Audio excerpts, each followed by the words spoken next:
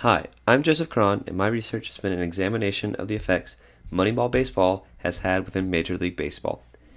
Many of you have probably seen or heard of the book and movie Moneyball, which follows Billy Beane, who's the general manager of the Oakland Athletics baseball team, and his use of new statistics and data analytics to create one of the winningest teams while operating in one of the smallest markets.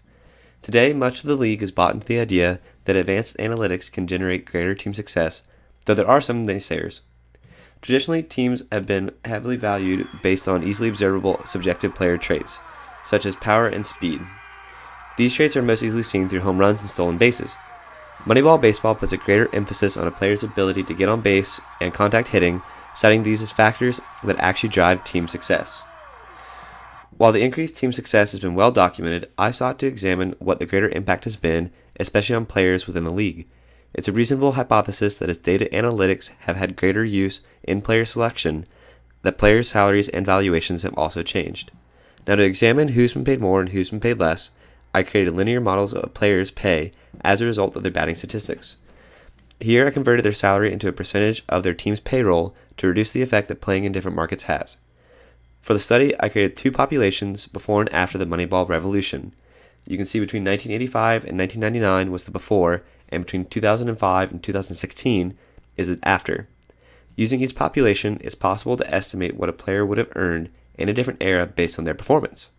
Here we see that the top third of players between 1985 and 1999 would have earned roughly 20% less based on their performance now. Additionally, you can see that the players in the top third now are earning 73% more than they would have 2 decades ago. These changes reflect the new ways players are valued due to the new statistics. Additionally, the wealth amongst players has become increasingly concentrated amongst the highest paid players in the league. We can see from these two charts that the distribution of salaries is heavily clustered towards the bottom. However, in the after 2004 population, the cluster shrunk while the number of players has remained relatively the same. To quantify this impact, a Gini coefficient can be calculated for each population. Now, a Gini coefficient or index measures the inequity in a distribution, often with income.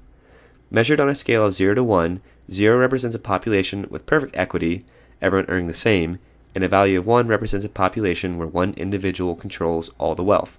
For context, the U.S. has an index of roughly 45, and the green line on this chart represents the growing inequity in the U.S. over the last 70 years, by roughly 10.